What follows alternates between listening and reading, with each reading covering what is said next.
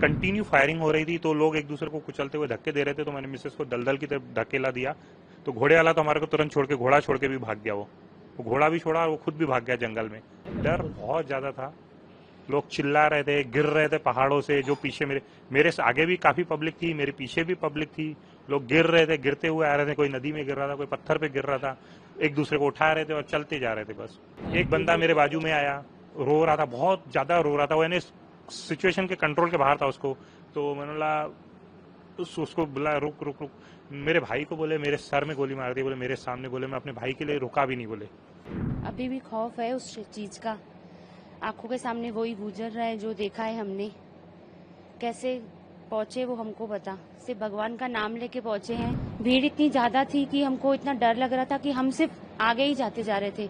खाई आ रही थी, पत्थर आ रहे थे, नदियां आ रही थी, बस बढ़ते जा रहे थे।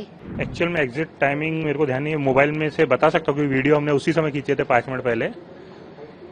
पूरा माहौल अच्छा था, लोग एंजॉय कर रहे थे, खेल रहे थे, काफी फैमिली थी, बच्चे थे, लोग फोटो खिंचा रहे थे। ऐसा लग ही नहीं रहा, ऐसा लग रहा था कि स्वर्ग है बिल्कुल, सब लोग एंजॉय कर रहे हैं। और ऐसा उम्मीद नहीं थी कि 5 मिनट बाद ऐसा वो नर्क जैसे बन जाएगा। वो कौन सा मूवमेंट था जब आपको पता चला कि कुछ हो रहा है? एक्चुअल में मैं लकी बोलूंगा, लकी हूँ कि हम क्या पूरा घूम के जो एग्जिट है, एग्जिट बहुत संकरा था, 15 बाय 60-70 फीट लंबा था। और उसका निकलने के लिए सिर्फ 4 फीट का एक दरवाजा था। और लकीली मैं वो सिर्फ 4 फीट के दरवाजे पे ही खड़ा था। उसको उस तरफ जंगल था, घोड़े खड़े रहते हैं दलदल में। तो लकी मैं वहीं पे खड़ा था। पीछे से एकदम से फायरिंग की आवाज हुई गार्डन में, जहाँ पे बोल सकते हैं। और लोग पब्लिक जो है पूरी वो गैलरी में घुसी, 15 बाय 70 की, 60-70 फीट की, वो पूरी भर गई। मैंने 1 सेकंड पीछे देखा, लेकिन तब तक वो पूरी गैलरी पब्लिक से भर चुकी थी। तो हमारे को उस गैलरी के उधर का, पीछे का नहीं दिखाई दिया जहाँ पे टेरेस थे।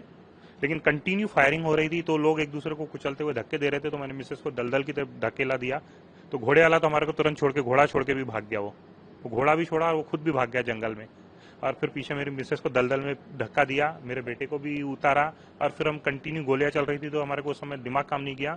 हम जंगल की तरफ कूद गए और जंगल की तरफ 7 से 8 किलोमीटर हम जंगल पहाड़ उतरते हुआ है, 8 किलोमीटर का रास्ता। वो जो पैर में चोट आई थी वो वाकया क्या था? एक्चुअल में कैसे, वो 3 से 4 बार गिरे हैं रास्ते में।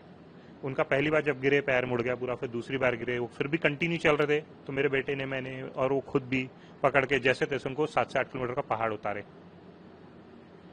फिर आपको कहाँ ले जाया जाया? एक्चुअल में फिर मैं नीचे आया, मेरी पर्सनल कार खड़ी थी वहाँ पे पार्किंग में। मैंने ड्राइवर को कॉल किया, ड्राइवर बोले मैं नहीं आ सकता हूँ। तो मैंने एक लोकल था वहाँ पे, आर्मी वाले को बोला कि मतलब मेरे को मेरी कार तक पहुँचवा दीजिए, बाकी कुछ नहीं चाहिए मेरे को और कोई नीड नहीं चाहिए।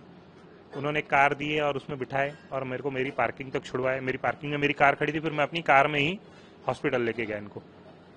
कैसा पैनिक सिचुएशन था? लोग क्या रिएक्ट कर रहे थे? कितना डर, कितना भय? डर बहुत ज्यादा था। लोग चिल्ला रहे थे, गिर रहे थे पहाड़ों से। जो पीछे मेरे से आगे भी काफी पब्लिक थी, मेरे पीछे भी पब्लिक थी। लोग गिर रहे थे, गिरते हुए आ रहे थे। कोई नदी में गिर रहा था, कोई पत्थर पे गिर रहा था।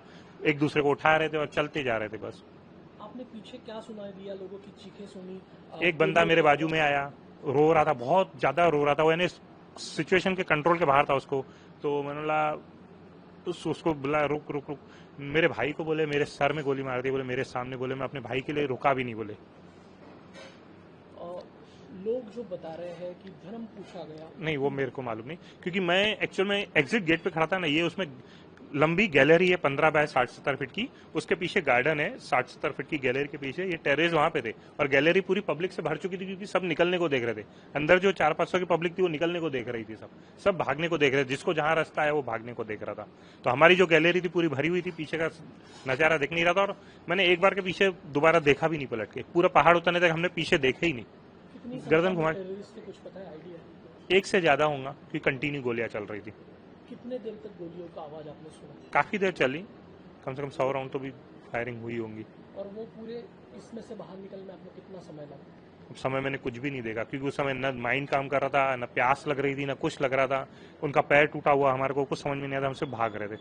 और लोग जो घायल थे उनको आपने देखा है? घायल मीन सब घायल होने के बाद भी भाग रहे थे, कोई रुक नहीं रहा था। क्योंकि रुकना मतलब पीछे से कहाँ गोली लगेंगी मालूम नहीं। तो सबको लग रहा था भाई सेफ नीचे पहुंचना है हमारे को। जब तक सेफ नहीं होंगे, जंगल में कोई सेफ्टी तो थी नहीं, नीचे पहुंचना है। भले लोग गिर रहे थे, कोई लेडी गिर रही थी, फिर कोई उठा रहा था, कोई गिर रही थी, कोई उठ रहा था, फिर लेकिन चलते जा रहे थे। अब आप सुरक्षित तरीके से वहां पहुंचे, तो उसके बाद यहाँ तक आने का सफर क्या था? मैं एक्चुअल में फिर वहाँ अनंतनाग में मेरे को डिस्चार्ज मैंने उन्होंने एक्सरे वगैरह किए, बोले 2 जगह से एक्चुअल में एक जगह फ्रैक्चर हुआ, लेकिन आपने उनको फिर भी कंटिन्यू दौड़ाए तो दूसरा भी फ्रैक्चर हो गया। अब इनको बोले आप प्लास्टर वगैरह करना पड़ेगा, यहाँ पे ट्रीटमेंट आपको लेना पड़ेगा। मतलब मैं यहाँ पे ट्रीटमेंट लूंगा नहीं, मेरे को एक्चुअल में अपनी सिटी जाना है। तो मतलब आपकी परमिशन है क्या? डॉक्टर बोला मैं जा सकता हूँ क्या? बोले हाँ आप ट्रेवल कर सकते हैं, हम प्लास्टर वगैरह चढ़ा के दे देंगे और आपको दवाई या इंजेक्शन दे देंगे और आप जा सकते बोले, लेकिन आपको ट्रीटमेंट आपके शहर में जाके लेना पड़ेगा। मैं ठीक है, मैं वहाँ जाके लूंगा। फिर मैं श्रीनगर अपनी खुद की कार में ही आया, कुछ नहीं, हम खुद ही कर रहे थे सब।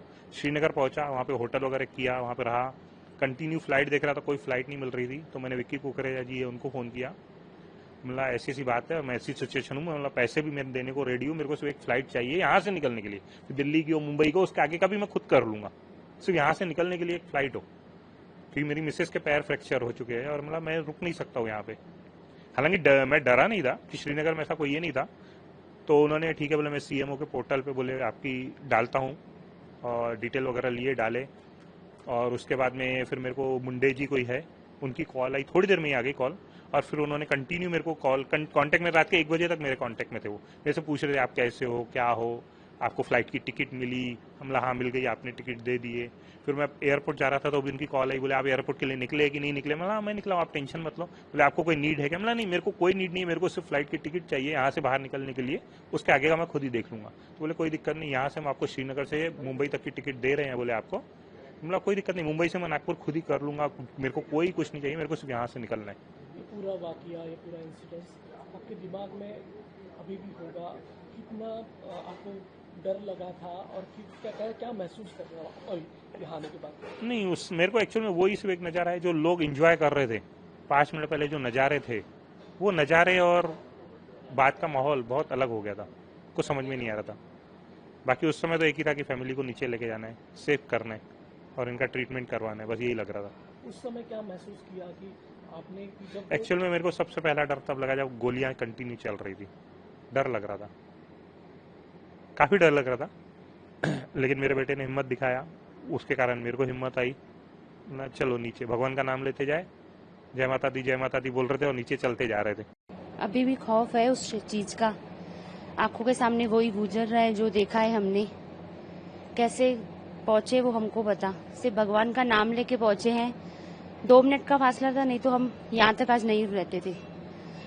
पीछे मुड़ने का टाइम ही नहीं था हमारे पास कि हम पीछे देखें कि क्या हो रहा है। भीड़ इतनी ज्यादा थी कि हमको इतना डर लग रहा था कि हम सिर्फ आगे ही जाते जा रहे थे। खाई आ रही थी, पत्थर आ रहे थे, नदियां आ रही थी, बस बढ़ते जा रहे थे। 8 किलोमीटर की दूरी पर, यानी हम 8 किलोमीटर चले, 4 बार मैं फिसल गई। उसके बाद भी भगवान का नाम लेके इन्होंने और मेरे बेटे ने हेल्प की मेरी, तभी पहुंच पाए हैं, नहीं तो आज हम यहाँ पे नहीं रहते थे। जैसा कि आपके हस्बैंड ने बताया, एक खुशी का उस समय आप लोग खुशी मना रहे थे या फिर एंजॉय कर रहे थे वहाँ पे, सडनली ऐसा क्या हुआ कि ये पूरा दुख में, गम में बदल गया पूरा माहौल? वो अभी बता नहीं सकते हैं, क्योंकि जब हम उस टाइम पे थे, घोड़े से उतरे, घूमे, तब इतना अच्छा लग रहा था हमको। 400-500 लोग थे वहाँ पे, एंजॉय कर रहे थे। उसके बाद जब हम एग्जिट पे पहुंचे तो ऐसा ने कुछ हमको समझ में नहीं आया कि होगा कुछ ऐसा। बस पीछे से रश ऐसे दौड़ते आ रहे थे पीछे से, और गोलियों की आवाजें आ रही थी। तब हमारा माइंड काम वो तो कर रहा था, पर कुछ समझ में नहीं आ रहा था। हम बस चलते जा रहे थे, कूदते जा रहे थे, और बहुत डर लग रहा था कि हम जा पाएंगे कि नहीं, क्योंकि लोग बोल रहे थे बस चलते जाओ, रुकोगे तो कुछ फायदा नहीं है, बस चलते जाओ, जितना भी दूर हो। पूछ के भी जा रहे थे कितना किलोमीटर है, कितना किलोमीटर है, नीचे उतरते जा रहे थे। किस तरीके का मंजर था वहाँ पे? आवाजें, चीखे, गोलियों की बौछार, क्या आपने महसूस किया उस समय? बस लोगों की चिल्लाने की आवाज सुनी, गोलियों की आवाज सुनी, उसके बाद तो नीचे उतरना था। फिर तो माइंड में कुछ था ही नहीं, वो अपना ही हम देख रहे थे कि कैसे नीचे पहुंच जाए।